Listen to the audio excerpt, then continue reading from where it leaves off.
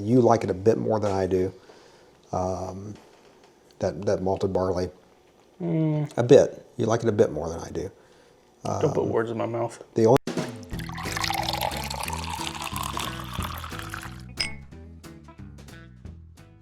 Welcome back to Bourbon Theory. I'm Bill. I'm Josh.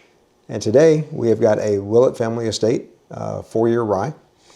Not this one, my bottle. Not your bottle. No, this was this is being provided to us by neighbor Robbie, and by way of his old neighbor and good friend down in Texas, Mel. So we're all here together. They're in the audience behind the camera, and so we're all tasting this together. And so we will we'll get into and see what we think. This is not a 95.5. No, it's not a 95% rye. You know, fine. There's a considerable amount of malted barley in this. I'd agree with you on the nose. There's a chocolate note that comes off this. Yeah, which you get a lot of times with malted barley. Malted barley, yeah. Yeah, I mean, this could be nearing 20% malted barley with the amount that we're picking up off of this. Yeah, I could. To be honest, the rye is played down by that chocolate note. It is, and you know, this for a 4-year-old, this has got a fair amount of thickness on the glass. Mm-hmm. Got a pretty nice color for 4. Yeah. I don't know. That chocolate is overpowering. Yeah, for me, I don't know that I'm getting anything else at the moment. There's some rye spice. I'm getting that, but I mean, that malted barley chocolateness is really like a malt ball covered in chocolate. Yep, like a Whopper. Yeah, like a Whopper. There you go. Ready? Let's go.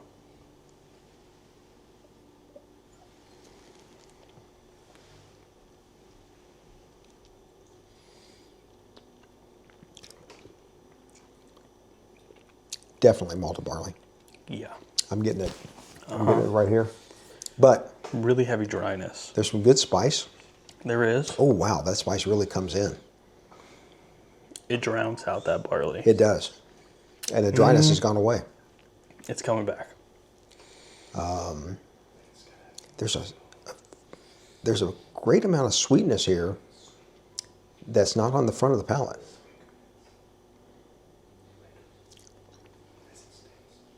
It is drying. This is really morphing and changing. Mm-hmm. Like, I'm not getting the same notes for more than 3 or 4 seconds at a time. Yeah, it's very... It's kind of leveled out to a chocolatey dryness on the finish. Like almost a dark chocolate now. I'm more of a milk chocolate for me. It's not quite that... The nose is definitely a milk chocolate. It's not that bitter. If this is not 18% malted barley or more, I would be really surprised. Yeah, I would agree. Yeah. The only thing that's odd is I only got that drying on the sides of the tongue and the palate. I only got that at the really initial, right at the sip. Well, your 80 or more % rye should overpower that. So that's probably why.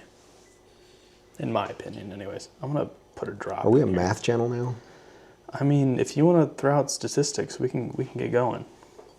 I'm going to do 1 drop, see what happens. Keep in mind, math was not my best subject in school. No. History was. History buff. Better than me, mine was recess. All the way through to my master's degree. Just kidding. Don't have one of those. Don't want one either. You had masters in playground fights. That's right. That's true. I had master in monkey bars. Have you put a drop in yet? I did. I'm getting It muted the chocolate just a bit. Yeah, it's still there. It kind of took the rye off the nose away.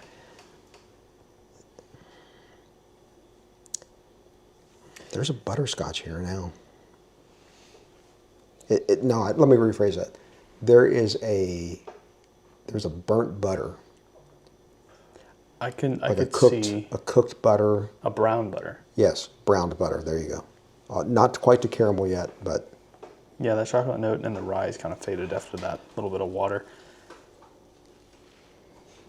You know, See what second sip's like. Yeah, you go in. This, cocktails are not your thing. But I have a cocktail bar at my house. And my fiance loves cocktails. Yes, she does. She doesn't love traditional bourbon cocktails, but I do on occasion. I always like to make my old fashions with rye.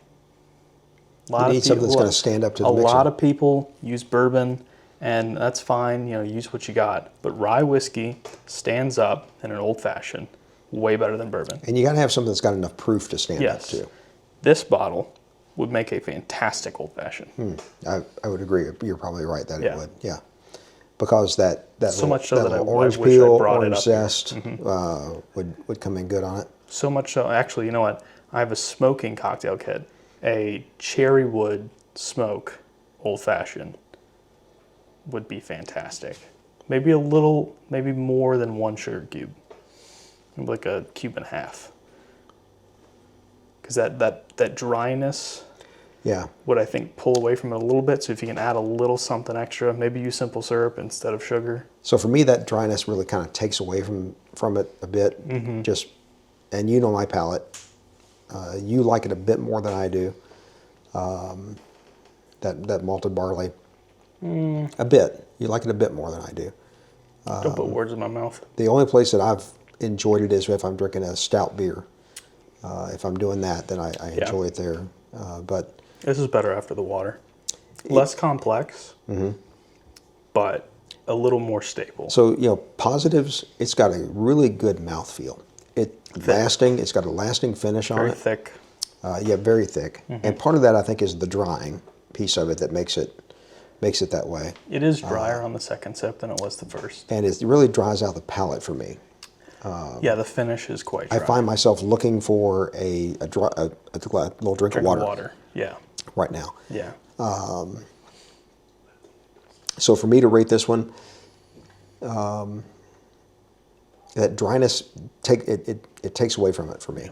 And it's really our palates. The malted barley percentage on this pulls our rating down just because it's not for us. Yeah, I'd put it at a C+ for me. I was going to go C. Okay. Yeah. So, again, nothing wrong with that. No. That's a good, solid bourbon rye, whatever you know that you're doing. And hopefully the notes we gave has informed your decision on whether you want to buy that or not. If you like malted barley, you're going to love this. Oh, yeah. You're going to love it. That if you don't like the rye spice quite so much, you're going to like this. The initial hit that I got on this was more like a single malt Scotch. Yeah. Because you got the spice, a peated. Not so much the smoky, but that dryness lends itself to a smoky. But it would have to be like a cask strength. Yeah. Because most of those are at 80 like proof. 80 proof. Yeah, this was what, 109? Yeah. Somewhere in there. Yeah, the proof is there. The proof is Yes. accurate with this Yeah. 110 is about right for that. And I think that's what makes it stand up. If this was a lower proof, it would rate lower. No, for sure. Yeah, for sure. For sure. But a good pour, available. Yeah. So that's a positive too. And you know, I'm a fan of Willett. I'm a fan of Willett's specialty stuff. I was gonna say. I'm not a fan of their basic stuff. I don't want to tear into Willett any more than I already did. Which we've done in before. Our 12 Days of Christmas thing we did, but man, just lower that malted barley percentage. You're gonna appeal to a lot bigger market. The stuff that they put out that doesn't have their I name guess on it. I shouldn't say that necessarily because the Scotch and Irish and peated sort of thing is probably bigger than bourbon is, to be honest, because it's international. Yeah, but it shouldn't be. We have got to change that, Josh. This is our mandate. One video at a time. So we have to be able to make a change. So guys, if you're liking what you're seeing, hit that subscribe button if you want to stay up to date on what we're doing. You don't even have to hit it. You can just actually click on it. It's really pretty simple. Don't be gentle. You can even just touch it if it's on your phone. Caress the subscribe button. Yeah. So. Hit the like button. Notification bell. Anyway, Sorry back to for cutting this. you off. Yet you keep doing it. It's in my nature. You raised me. I feel like so I'm on it's your CNN fault. or something. You raised me. It's your fault. So, anyway, like bourbon and rye, we get better with time. Our videos get better with time. And as always, take care of yourselves.